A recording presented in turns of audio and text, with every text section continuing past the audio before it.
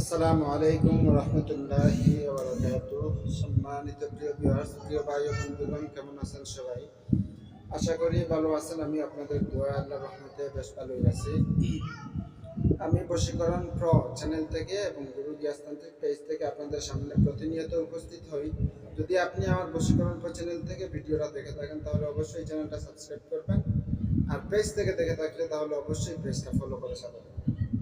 তো আমি কাজের বেলায় কোনো ভিডিও দেওয়ার আগেই বিষয় বলার আগেই আমি তিনটা কথা বলি। সর্বপ্রথমেই আপনি রুগী, আমি সেবক। আমি সেবক হয়ে আসছি আপনাদের সামনে। বিশ্বাস অবিশ্বাস এটা আপনার কাছে।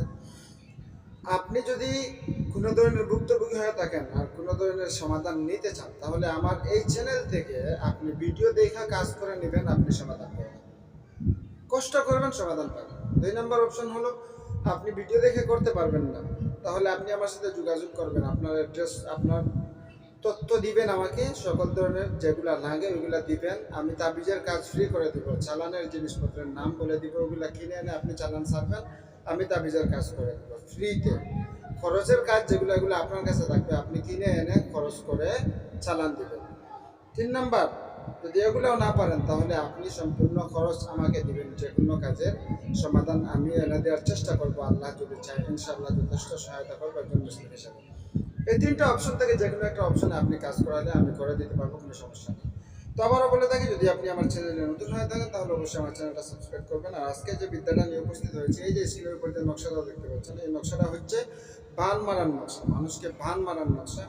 এই নকশাটা আপনি কোনো শত্রুকে জব্দ করিতে চাইলে সাপের তেল সাপের তেল দিয়া এরন্ডবাদায় লিখে, এই নকশাটা সাপের তেল দিয়ে এরন্ড পাতা, একটা পাতা আছে, এরন্ড পাতা আপনি খোঁজ করলে কিনলে পাবেন। এরন্ড পাতা আপনি নকশাটা লিখে ব্যাঙ্গের মুখের ভিতরে ভরিয়ে, এরন্ড পাতায় সাপের তেল দ্বারা নকশাটা লিখে ব্যাঙ্গের মুখের ভিতরে ঢুকিয়ে দিবেন।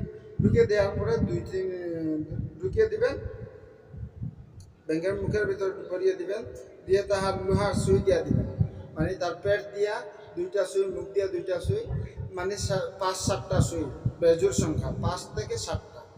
5-এর নিচে হবে না, উপরে যা হয় 5টা বা 7টা বা 11টা লোহার সুই তার চতুর্দিকে ঢুকাই দিবেন। ব্যাঙ্গের চতুর্দিকে, নাকের মুখে চতুর্দিকে ঢুকাই দিবেন। তারপর তার উপরে মরিচ ছিটিয়ে দিবেন, মরিচের গুঁড়া ছিটিয়ে দিয়ে আপনি নকশাটা পেটের ভিতরে দিয়ে মরিচের গুঁড়া দিয়ে ব্যাঙ্গের উপরে তার চতুর্দিকে সুই ঢুকিয়ে, লোহার সুই ঢুকিয়ে আপনি এটা শ্মশানে পুঁতে দিবেন। ইনশাল্লাহ শত্রু 7 থেকে 9 দিনের ভিতরে পঙ্গু হয়ে যাবে, কঠিন থেকে কঠিন রোগে আক্রান্ত হয়ে যাবে। তারপরে বলছি, নকশাটা আপনি সাপের তেল দ্বারা এরন্ড পাতায় লিখবেন। এরন্ড পাতায় লিখে নকশাটাকে বাস করে শত্রুর নাম লিখে, শত্রুর বাবার নাম লিখে নকশাটা বাস করে, পাতাটা বাস করে ব্যাঙ্গের পেটের ভিতরে ঢুকে আপনি ব্যাঙ্গের উপরে 7টা সুই গেঁথে দিবেন। তারপর আপনি মরিচের গুঁড়া দিয়ে ব্যাঙ্গটাকে লাল করে দিয়ে আপনি কোনো শ্মশানে পুঁতে দিবেন, ইনশাল্লাহ হয়ে যাবে। আর এর সাথে একটা চালান আছে, চালানটা আপনারা জেনে নেবেন ইনশাল্লাহ।